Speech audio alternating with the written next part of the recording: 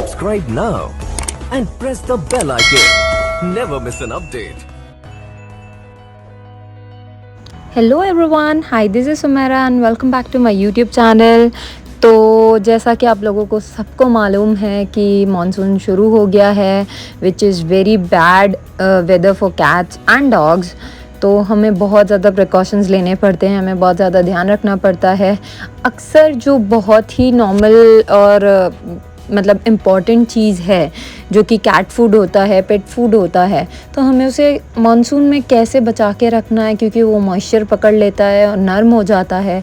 तो हमें ये चीज़ ध्यान रखनी है कि हम उसे कैसे अच्छे से रख सकते हैं। मैं बेसिकली एक कंटेनर में कैट फूड को अच्छे से पैक करके रखती हूँ, क्योंकि मेरे कैट्स को बिल्कुल भी नहीं पसंद है कि कभी वो खाना रिपीट करे, तो उन लोगों को हमेशा फ्रेश खाना लगता है। सो ये आप लोगों के लिए बहुत ही बेस्ट आइडिया रहेगा कि आप लोग भी इसको ऐसे स्टोर करके रख सकते हैं। बहुत सारे लोग इसके खिलाफ होते हैं, लेकिन मानसून में हमें ये चीज़ करनी पड़ती है। अदरवाइज़ हम अगर बड़े बैग्स ले रहे हैं अपने, जिनके पास ज़्यादा कैट्स है, छोटे बैग्स भी अगर हम लेंगे तो वो भी जल्दी मॉइस्चर पकड़ लेता है, क्योंकि वेदर ही इस तरीके से होता है। तो हमें ये चीज़ ध्यान रखनी है और हमें हमारे कैट फूड को या डॉग फूड को हमें बहुत ही अच्छे से स्टोर करके रखना है। सो मैंने लिया है, ये एक 7 kg का कंटेनर है, जो कि हमारा कैट फूड 7 kg का आता है। तो मैं बेसिकली करती ये हूँ कि मैं पूरे पैकेट के, एक्चुअली जब हम पैकेट बाय करते हैं तो पैकेट के अंदर 2 सील होती है। एक तो जो प्रॉपर उसका पैकिंग फूड होता है, और उसके अंदर एक बैग होती है। तो मैं डायरेक्टली वो बैग को निकालती हूँ, कंटेनर के अंदर डालती हूँ और मैं उसे टाइट बंद करके रख देती हूँ। मैं पूरा ओपन कर लेती हूँ ऊपर से, क्योंकि हमें निकालना पड़ता है। तो बेसिकली मैं एक स्कूपर डाल के रखती हूँ उसके अंदर, जितना मुझे कैट फूड लग रहा है। उसके बाद मैं कैट फूड निकाल कर, जो कि एक स्कूप है, मैं ये कैट फूड निकाल कर इसको फिर वापस से टाइट पैक करके रख देती हूँ। एंड आप देखेंगे कि मानसून में भी कैट का जो फूड होता है वो बहुत ही ज़्यादा फ्रेश रहता है।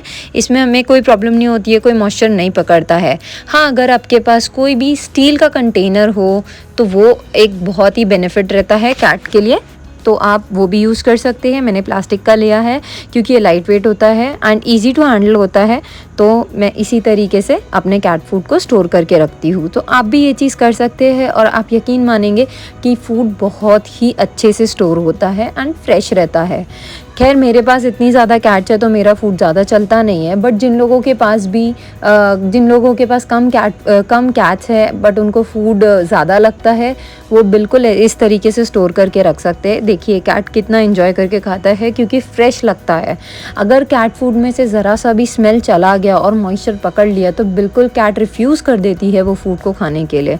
तो हमें मानसून में ख़ास करके ये ध्यान रखना है कि हमें कैट फूड कैसे देना है। अब हम बात करेंगे ग्रेवी के पाउचेस की। तो यूजुअली होता ये है कि हम कभी भी ग्रेवी के पाउचेस को खुला नहीं छोड़ते हैं। ठंड में हम छोड़ भी सकते हैं, बट फिर भी हम ठंड में भी नहीं छोड़ते हैं, क्योंकि हमको भी खुद चाहिए कि हमारे कैट अच्छे से फ्रेश फूड खाए। तो हम ये चीज़ करते हैं कि हम हमारे ग्रेवी के पाउचेस को फ्रिज में रख देते हैं।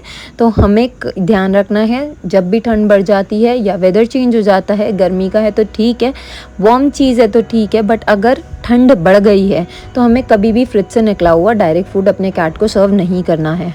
सो आपको करना ये है, एक बोल के अंदर आपको ल्यूक वार्म वाटर या फिर डायरेक्टली वार्म वाटर लीजिए, फ्रिज से ग्रेवी के पाउचेस को निकालिए और वो वार्म वाटर के अंदर थोड़ी देर के लिए 5 मिनट के लिए डब कीजिए, बाकायदा पैकेट के साथ। मेक श्योर कि पानी उसके अंदर ना जाए। सो जैसा कि आपको ग्रेवी का पाउच वार्म लगेगा, आप अपने डायरेक्टली कैट को सर्व कर सकते हो। मेक श्योर कि आप ठंडा डायरेक्टली ना दें, हमेशा लुक वार्म करके दें। और आपको मानसून में सबसे ज़्यादा ग्रूमिंग का ध्यान रखना है। अपने कैट को हमेशा सुबह हो या शाम आपको आपके कैट को ब्रश करना है। शॉर्ट हेयर कैट्स है तो ज़्यादा प्रॉब्लम नहीं होती है ग्रूमिंग की, बट लॉन्ग हेयर है तो आपको ध्यान देना है ग्रूमिंग का भी।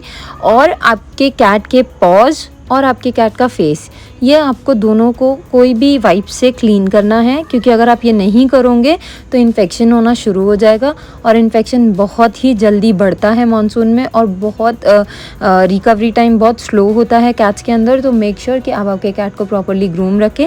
मैं ये बेबी वाइप्स यूज़ करती हूँ बिकॉज़ ये बहुत ही सेफ़ होता है कैट्स के लिए।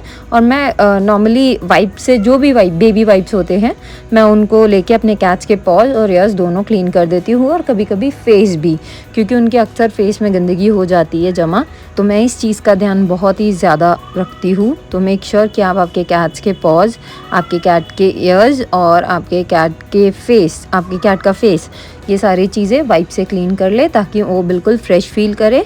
क्योंकि आप अगर बात नहीं दे रहे हो तो डस्ट लेटर की भी कभी कभी पॉज में जमा हो जाती है, जो कि बहुत ख़राब होती है। और कैट्स लेटर कभी कभी अपने बेड पे भी लेके आ जाते हैं। ये ना हो कि घर ही घर में इन्फेक्शन फैल जाए। तो आप मेक श्योर करें कि आप ये सब चीज़ों को क्लीन रखें। और वाइप्स आप बिल्कुल बेबी वाइप्स यूज़ कर सकते हैं, बहुत ही सेफ़ होता है कैट्स पे। मैं पर्सनली यूज़ करती हूँ। एंड शॉर्ट हेयर कैट है तो प्रॉब्लम नहीं होता है, बट लॉन्ग हेयर है तो हमें काफ़ी ध्यान देना पड़ता है। तो इसीलिए आप आपकी कैट्स की ग्रूमिंग का बहुत ज़्यादा ध्यान दीजिए। एंड अगर आपको मेरा ये वीडियो इन्फॉर्मेटिव लगा है तो please subscribe to my YouTube channel. Thank you so much for watching and keep loving. So happy monsoon, bye bye, see you in the next video.